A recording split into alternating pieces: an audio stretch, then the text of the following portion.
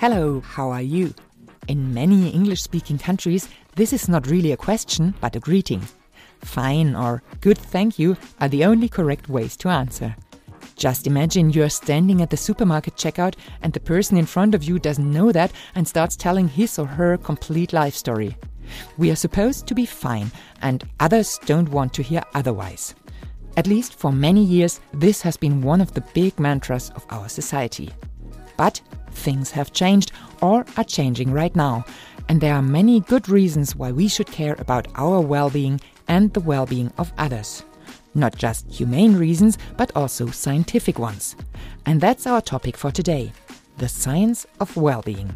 My guest is Professor Lea Cassar. Welcome to you. Hello, Katerina.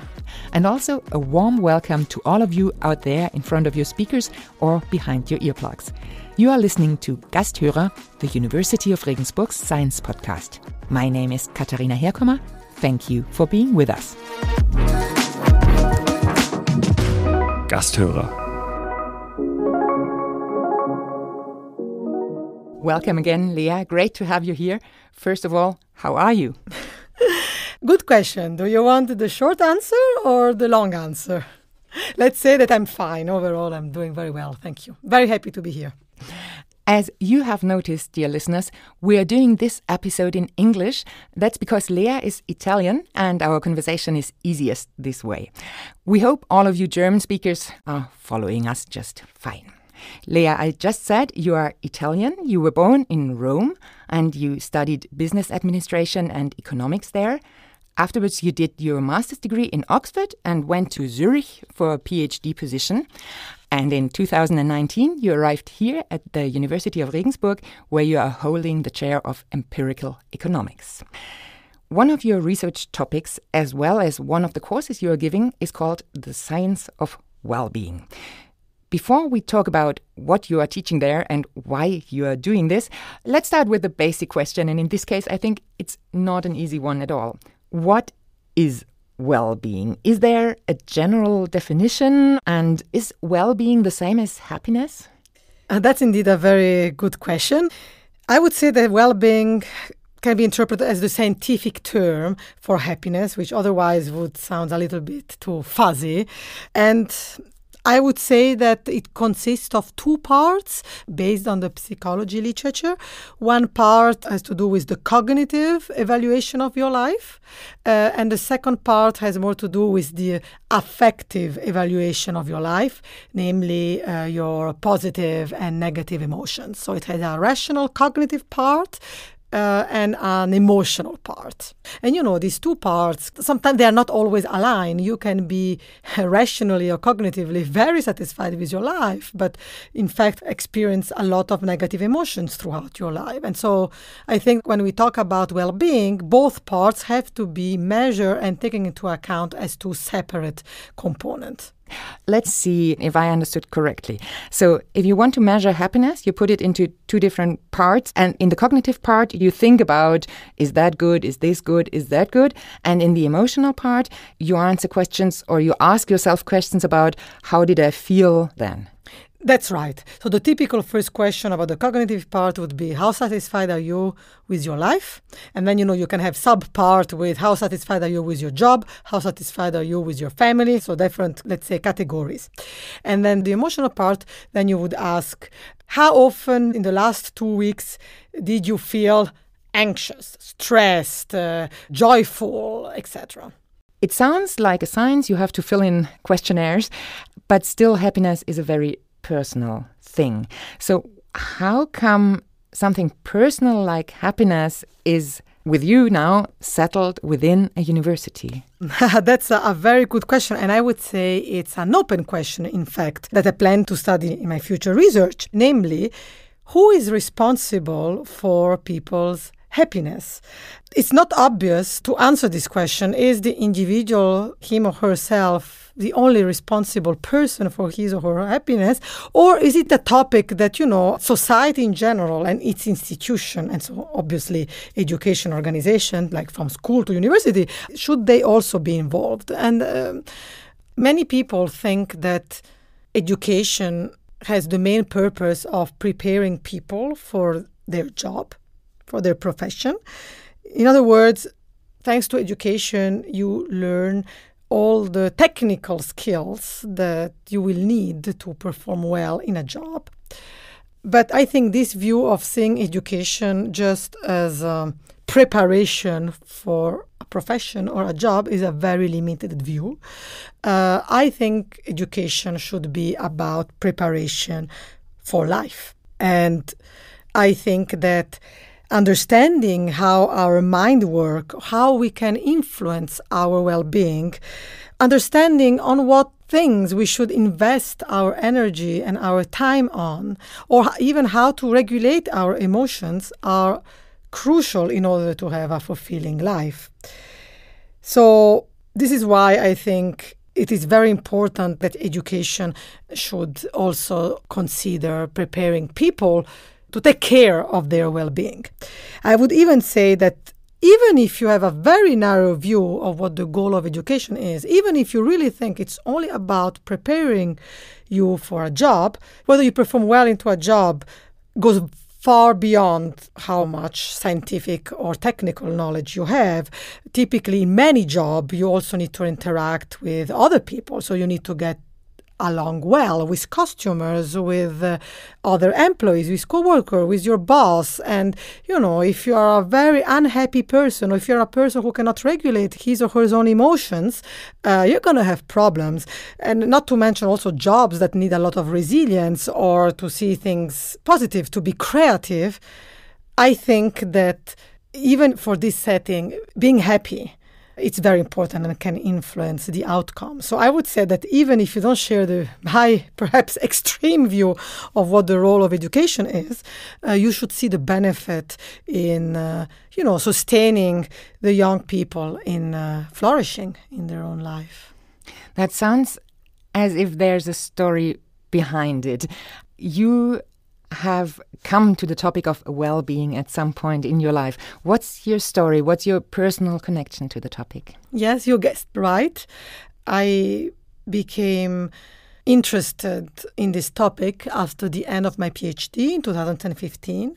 Let's say I had at the beginning a very hard PhD, which then turned out at the end very well. So I had a very successful job market and a lot of job offers. And, I worked very hard for it. 6 years of uncertainty and struggle. And the outcome was beyond what I expected. So, on paper, based on society's values or also on the implicit value of the university that you need to succeed, very high grade, etc., I was a very successful one. But I wasn't as fulfilled as I expected to be. After all these years of hard work, I was expecting a bigger increase in happiness, a longer lasting increase in happiness. Of course, it reduces some stress out of my shoulder, but I realized, no, that's not it. It is not professional success and achievement that will bring my deep happiness. And, that may sound to some people perhaps obvious or superficial, but I think one thing is saying it and one thing is really experience it. But I don't think that sounds superficial at all. I think many of us have experienced exactly that we are running after some goal, we are working really hard, we are working towards something, and then you've achieved it, and you should feel happy, you should be proud of yourself, and there's just this big hole. At least I've experienced that, and I know many of my friends have, so I'm really with you there. What did you do then in that moment? What was your solution for yourself? Well, at that point, I decided to look somewhere else for my happiness and not in achievement.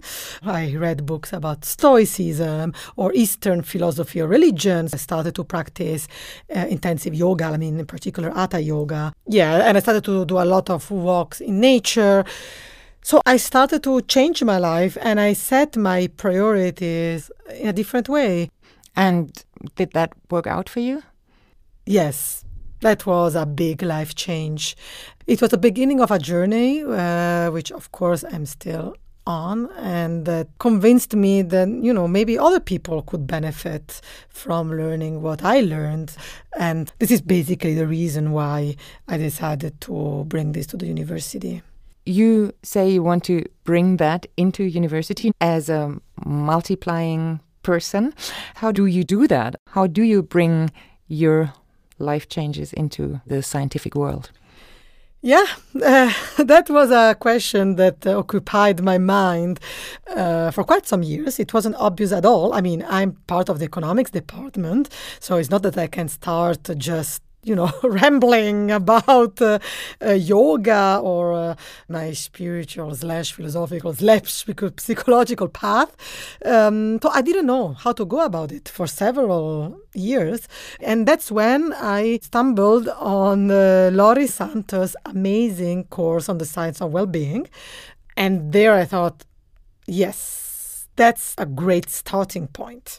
What is so great about Lori Santos' course is that she combined all this wisdom, ancient and non-ancient wisdom, into scientific language. And so basically, suddenly, I can not only tell you, you should practice gratitude because that will make you happy, because I, Lea, experienced that by being grateful, I'm happier, but I can give you scientific evidence for it. So there is a scientific study that shows that people who practice gratitude, they have a higher well-being.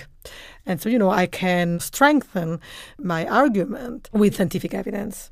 You just said you came across the courses of Lori Santos. For those of you at home who maybe haven't heard of Lori Santos, my colleague Jan Kleine has a bit of information for us.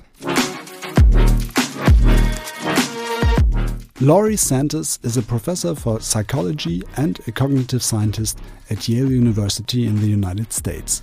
She and her research have been extremely popular for almost 2 decades now. In the year 2007, she was declared one of the year's Brilliant 10 by the US magazine Popular Science, and in 2013, the Time magazine called her one of the year's leading campus celebrities. In 2018, she gave a course called Psychology and the Good Life for the first time at Yale University. It has become Yale's most popular course of all times. Every 4th student has taken part in it. Lori Santos was born in Massachusetts in 1975. After school, she went to Harvard University to study psychology and biology, and early on had a focus on cognition, brain and behavior. Her course, Psychology and the Good Life, addresses questions like what actually makes us happy and what can we do to achieve the good life. Due to its popularity, Yale made the course available online on a learning platform under the name of The Science of Well-Being. According to the university, more than 170,000 people from at least 170 countries have so far enrolled in the course. Besides her career at Yale University, Lori Santos is a sought-after speaker for TED Talks and other keynotes. She has won several prizes, her work has been published in many of the big American newspapers, and since 2019 she has her own podcast, The Happiness Lab. It has been in the American podcast charts for months, peaking at 3rd place. Fiona Sturgis wrote in the Financial Times, "Santos is the voice of sanity, not to mention scrupulous research." So Lea, you found out about Lori Santos' work. Did you actually do her online courses? Yes, I did. I did her Coursera course. Coursera is the platform where the course is online. That's right. And then I contacted her and asked her whether by any chance she would be willing to share some of her material with me. And then she was kind enough to send me all the videos of her course from 2018 in order for me to write or prepare an economics version of her course, because Lori Santos is a psychologist while I'm an economist. And so she was tremendously helpful. If we talk about science, we talk about data. And you said before that you can actually measure well-being. But is this level of happiness, I just call it, is that fixed? So if I am a 70% happy person, will I be like that my whole life? Or what does determine this number? Well, that's a crucial point. I mean, one question that one may rightly ask is, can we influence happiness at all? Because why are you doing a course on the science of well-being if our happiness is just predetermined by our genetics? And so then, of course, in that case, perhaps a course wouldn't be much helpful. So perhaps the fact that I have a course already gives you an answer. But of course, genes are very important. At the current state of research, you would expect a little bit more than 30% at least to be determined by genes. Before it used to be thought to be 50%, but more recent study would say around 33, 37%. So less determination. Less, but still not so irrelevant. I mean, if you think it's more than a third is genetic, so we should not forget that. However, the more interesting question is, how about the other 70%? And that's basically what the course is about. And what are you teaching there? Well, the first thing I teach is that what we think the rest of the 70% is not what it is. So basically, the first thing I teach you is you're wrong. People tend to attribute one's own happiness a lot to events or life circumstances, including, income, education, especially income or wealth. But in fact, these are estimated to count about 10%. I'm not saying that they are totally irrelevant. I'm just saying that they count less than what we think. And then I talk about why we cannot really predict that. Why do we get it wrong? And finally, I teach, but what is that really make us happy? You say income or prestige or so might not be the points that make us that happy. Why do we think the wrong things make us happy? Do we know that? How come? Well, according to the psychology and economics literature, I would say there are three reasons why we get it wrong. The first reason is hedonic adaptation. We just get adapted to things. So we just get the new fancy car and we are happy for, 2 days. If you're lucky, maybe 2 months. But then you just adapt to it. You take it for granted. And this does not only hold for the car, but it also holds for professional achievement. But it also holds for family. And it also holds for kids. It doesn't hold for everything.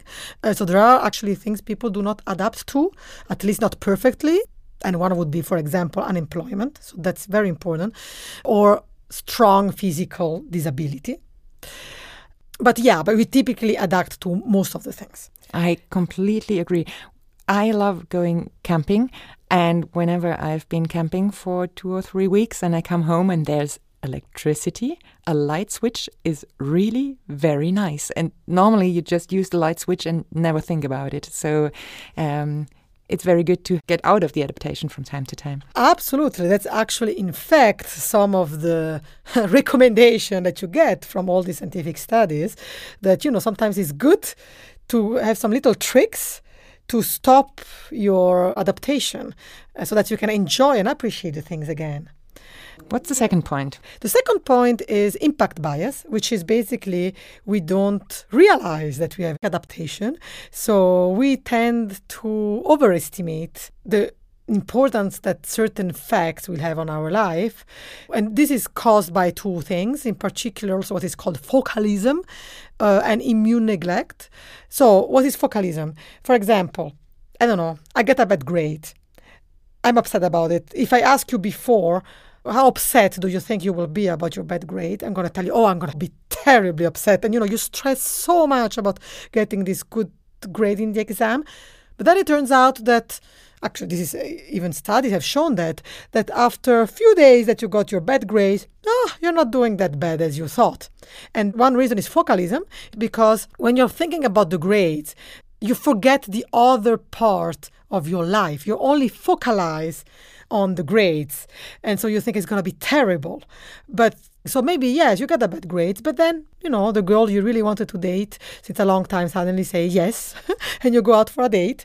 Or, your father brings you to a nice walking tour, or you do a nice activity with family, and suddenly you feel good.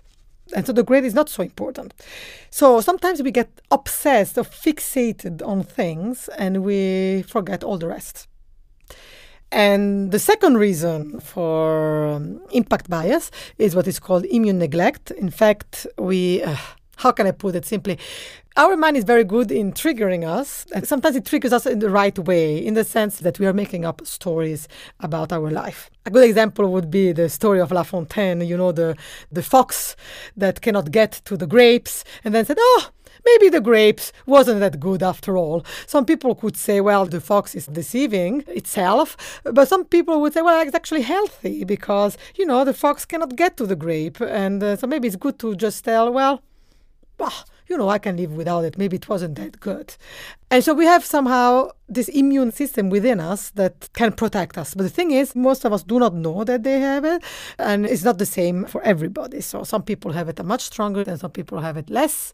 But we can work on this. This is actually part of the course, is to learn how to tell a different story about yourself. For example, we think like, oh no, I'm never going to survive not having the career that I really wanted to. And then when you actually are in this situation, your mind can work in your favor and make you look at things differently and say, well, I would have stressed so much by doing this career. Now I can focus much more on the kids.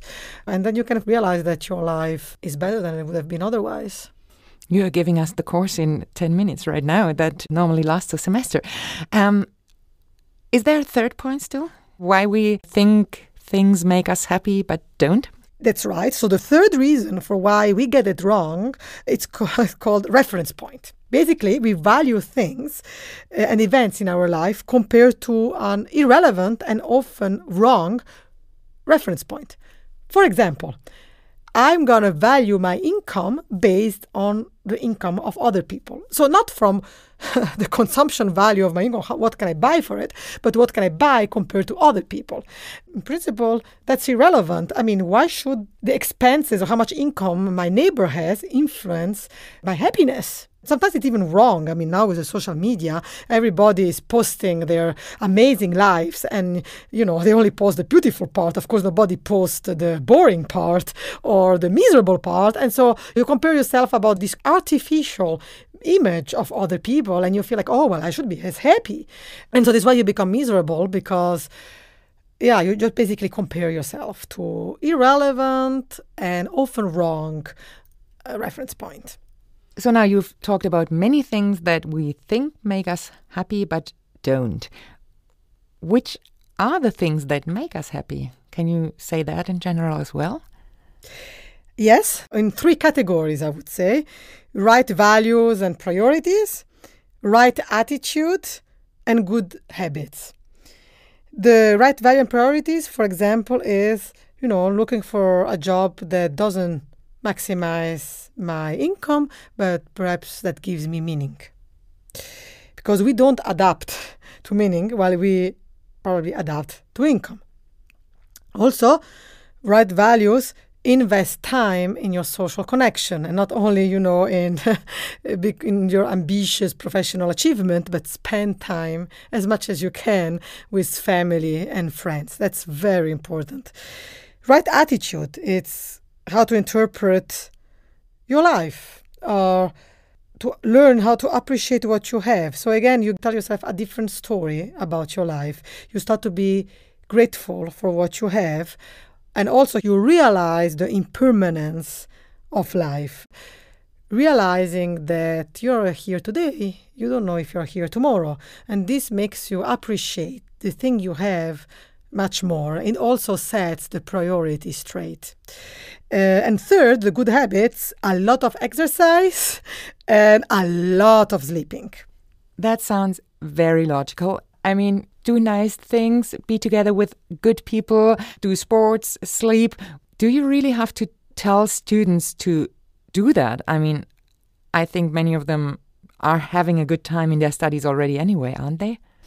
You would be surprised, actually, to learn that many students almost seem to ask my permission to go to parties or to spend time with friends. Some of them, were so grateful to me because I gave them as a task for 1 week, just go out with friends. And they were like, thank you so much, Lea, because it has been months since I allowed myself a free evening with friends because I had so much to study. So, no, I would say that overall, you have to push the students also to sleep longer. They don't realize the importance of sleeping. They go to sleep late. They have bad habits, spend so much time on social media. So I really try to convince them that that's not healthy. You say you gave them the task to go out with their friends, and that's one special thing about your course. It's not only a lecture, but it's also the tutorials where you are working together with the students, and the special thing is that you yourself are working together with the students and you're not letting some assistants do it. Why do you have those, and what are you doing there? That's right. It's difficult to delegate this type of tutorial, first of all, because if you haven't experienced such a path, it's difficult that you know what you're talking about. And second, that's in fact the most important part, in my opinion, and also where I have most of the fun during tutorials. We really try to put into practice what we learn from the scientific evidence during the lecture. And typically I start with breathing technique. I mean, some people are really not in connection with their body. They don't even realize when they are in a stress. They don't even know how to react to it. So the first thing is to get people in touch with their body and emotions. Then we learn to observe our thoughts.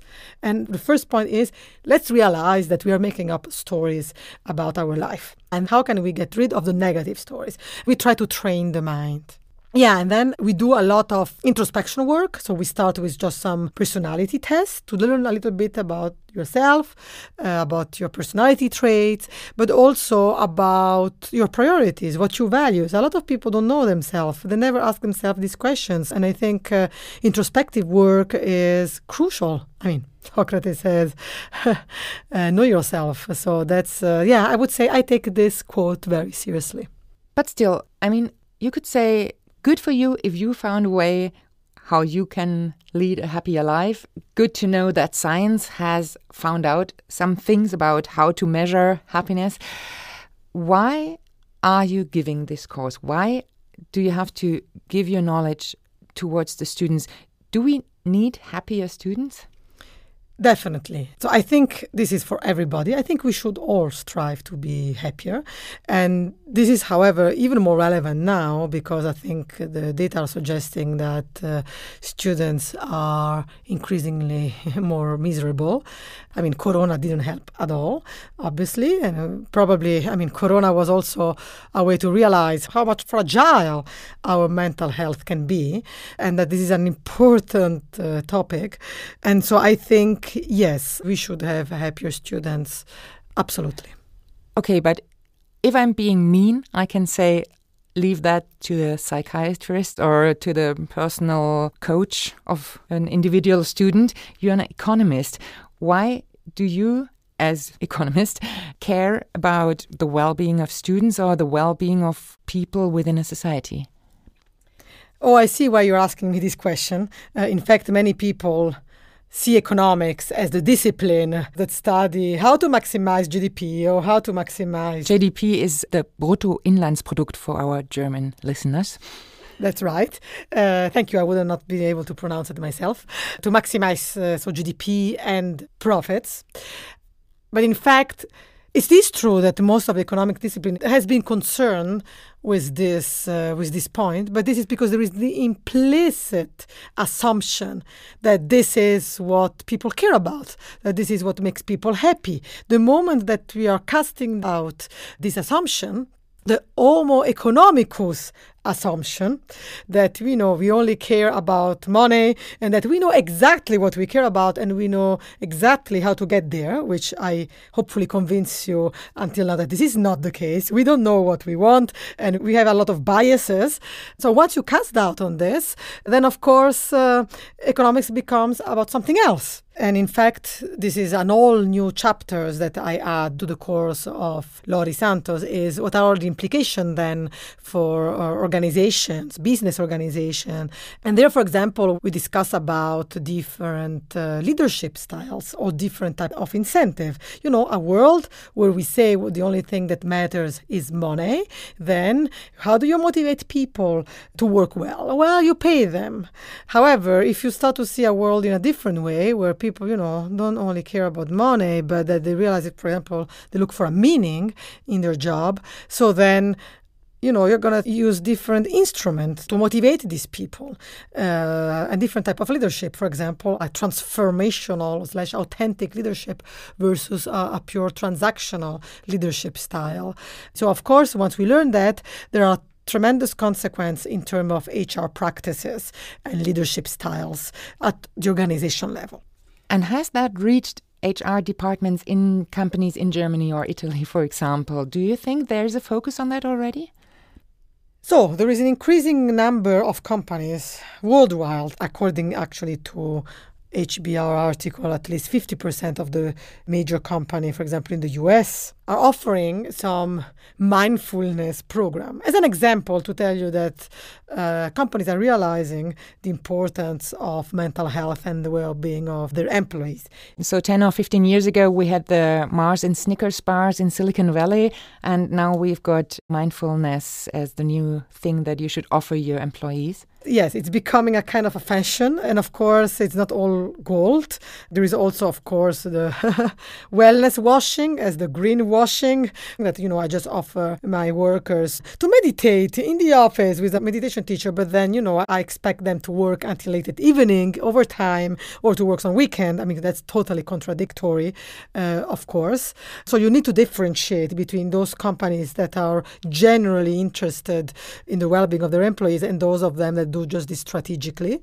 But it is certainly one of the hottest topic at the moment. And of course, these recent findings that money doesn't make us as happy as we think has also implication for macroeconomics, the economic policy of the government. The moment in which you realize, maybe money doesn't make us as happy as we think, so then maybe maximizing GDP should not be the priority of the government, or at least it shouldn't be the main measure of a performance of a country.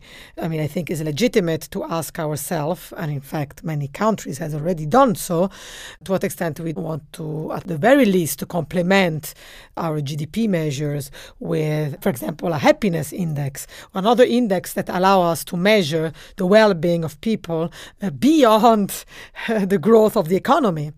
And in fact, here I feel I should mention Richard Layard, which is a very prominent scholar from LSE. He makes the point that the number one policy that the government should focus on is to improve people's mental health. Because it's very costly to have people suffering for several mental depression. And this is the policy that would have the highest increase in well-being for the money spent. And so given that ultimately we care about well-being, even economists care about well-being, that's all our discipline is based on the assumption that, we maximize our utility, and where utility, this is somehow comparable to well-being.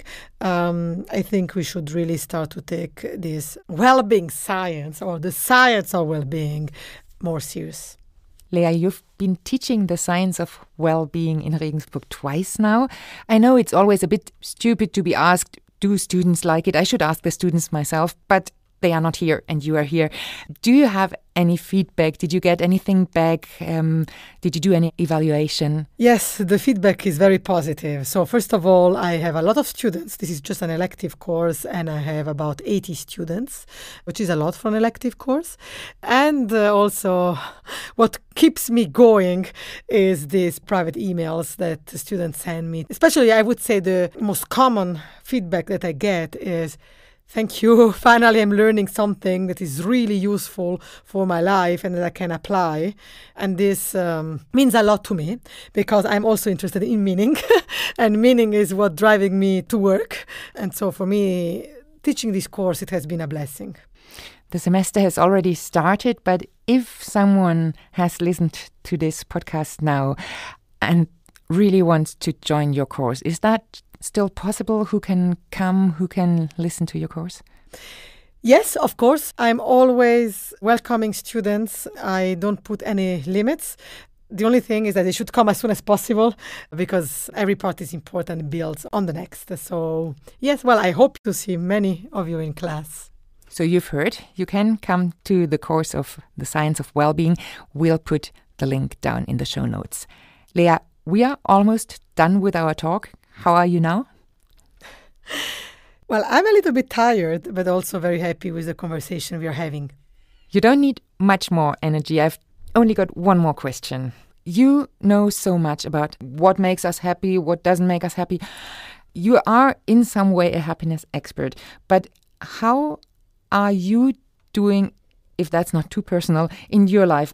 Do you manage to stick to your rules and to the things you know about well-being? Thanks for asking that. I'm sorry if I'm going to disappoint many of the audience. Maybe you want to hear that I have it all sorted out and you just have to come to my class and I'm the wonderful guru who is going to tell you how to be happy. The truth is that I'm a student myself. I'm also a human being. I'm not perfect. I also try to balance work with kids. It's not always easy.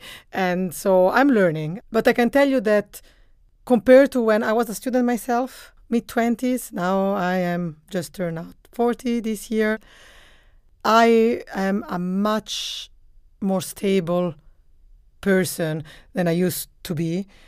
I know where to look for inside myself if I need resources. How do I get out of this difficult situation? How do I not get overwhelmed by life events? Or where should I really prioritize my time and energy? So I learned this, which helped me tremendously in my life. And I'm sure that as me, everybody else can also learn. Lea Cassar, thank you very much for being my guest today. Thank you for the nice conversation. I hope you enjoyed it here in our studio. Thank all of you out there for listening.